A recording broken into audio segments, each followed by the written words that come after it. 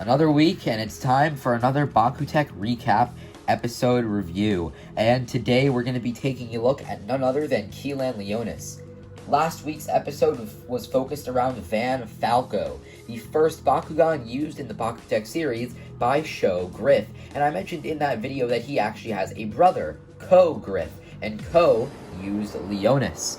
And this is the first version of Leonis, the Kilan Leonis. Some people spell it Kiran Leonis. It's normally spelled K-I-L-A-N, but some people spell it with an R instead of the L. So I'm going to be saying Kilan, but you can say Kilan, Kiran, whatever. But again, I will be saying Kilan throughout the video.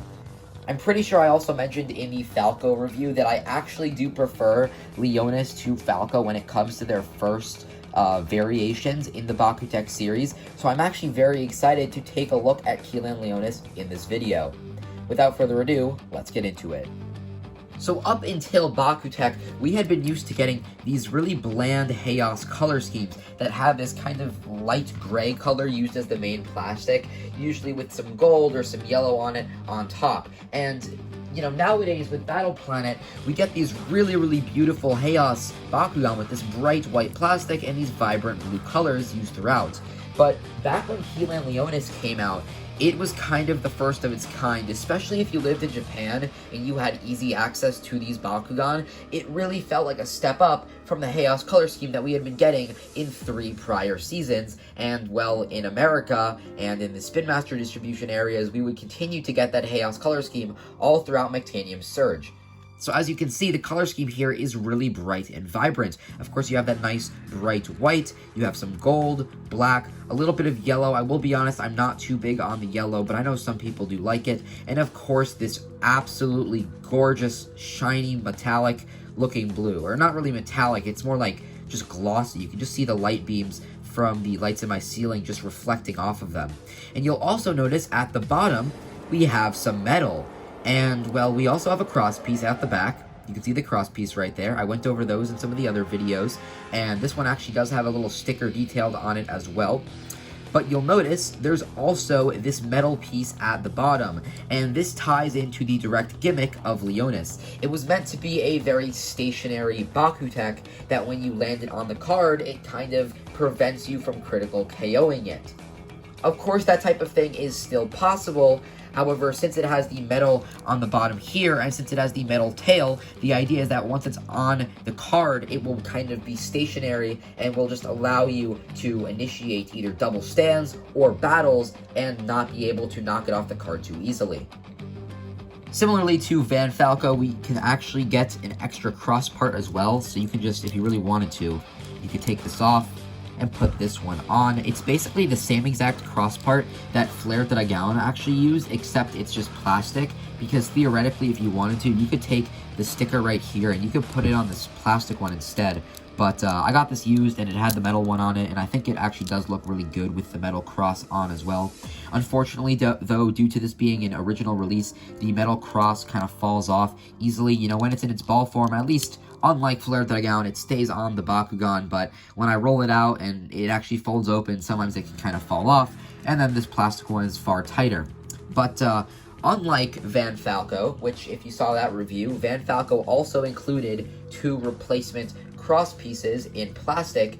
The only way to get the plastic cross for Kilan Leonis was on the original release. Van Falco had a couple re-releases down the line, and I'm pretty sure that at least one of them included those plastic cross parts, but Kilan Leonis didn't. So unless you get the original release of Kilan Leonis, you'll just be stuck with the metal piece. And, well, the metal piece is definitely superior, however, it's just something to note for collection purposes. Alright, let's actually roll this Bakugan out on a card and take a look at what it looks like folded out, and I'll explain the gimmicks revolving around the metal pieces on the Bakugan.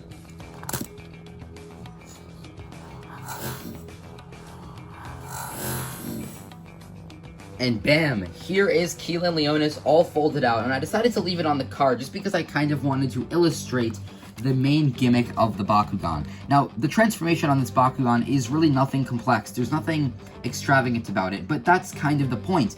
The idea is that you just have a few small elements kind of coming out of the central core, and you'll notice that other than these little flaps over here and other than the head in the front, every single element on this Bakugan that actually unfolds from the ball is directly touching the cards. You can see these legs all around, and then the tail, of course, with the metal. And then when you actually take it off the card, you can just see you basically have this long strip of metal that's all touching the card when it's kind of opened up. And that's very, very cool. Another kind of gimmick of this Bakugan, and this would be further used to better effect later down the line with other versions of Leonis as it kind of evolved throughout the series, is actually the head itself was somewhat of a gimmick. Now, of course, it doesn't look like it's anything special at first. You do actually have this really cool ability to open up the mouth with that little manual part.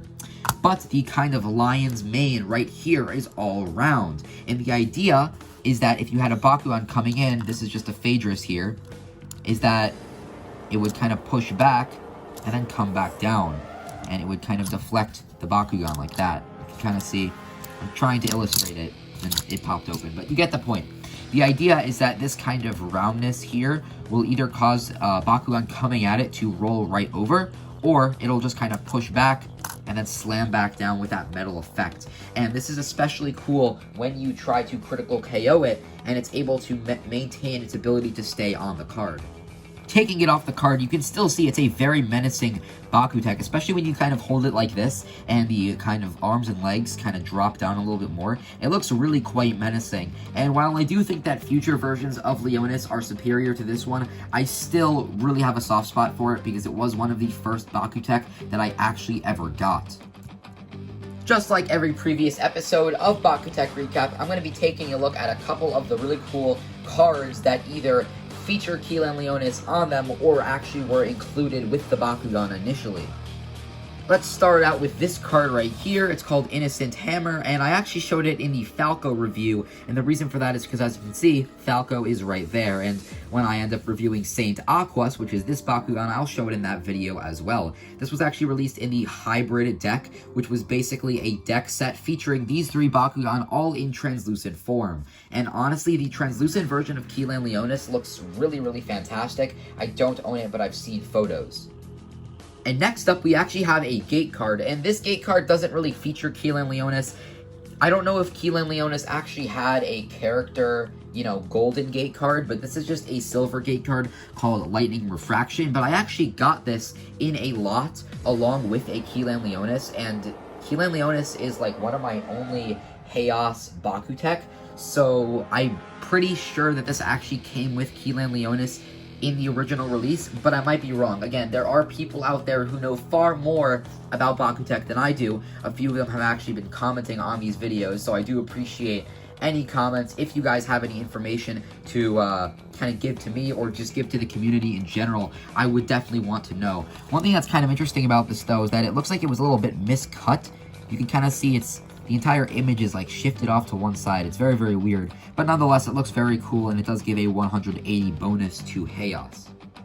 So everyone, that was my review on Kilan Leonis, and I really hope that you enjoyed this video. I'm trying to kind of streamline the BakuTech recap series a little bit, so I hope that you guys enjoyed the way that I did this. I did do a few things different than the Falco review. Nonetheless, Kilan Leonis is a really, really fun Bakugan. However, unlike Falco, it's a Bakugan where I can indisputably say that every single Bakugan that kind of came after it in the Leonis line was vastly superior. I actually own both Shield and Ogre Leonis. I think I said that earlier in the video as well. And when it comes to being a defensive BakuTech, they kind of outmaneuver this one in every single regard. I'm very, very excited to get to those videos as well. Shield and Ogre are very, very cool BakuTech, especially Shield. I think that Shield is honestly the best Leonis, period. But if you're looking for a really, really fun BakuTech, this one won't run you too much. Like, realistically, I'd say that if you want to get a used copy, it'll probably cost you only about $15 to $20. I think in the grand scheme of my Bakugan collection, I've actually owned 3 of these guys. Of course, this is one here, but I've sold my 2 other Leonises to people for, I think, around $10 to $15 in the past. And, it's a really good Bakugan for that price. I can recommend it. However, again, if you're looking for a competitive BakuTech, I do recommend spending that extra money on a Shield Leonis or on an Ogre Leonis. Just don't spend too much. Anyway though guys, thank you so much for watching. This has been The Detective with BakuTech Recap, and I'll see you in the next one.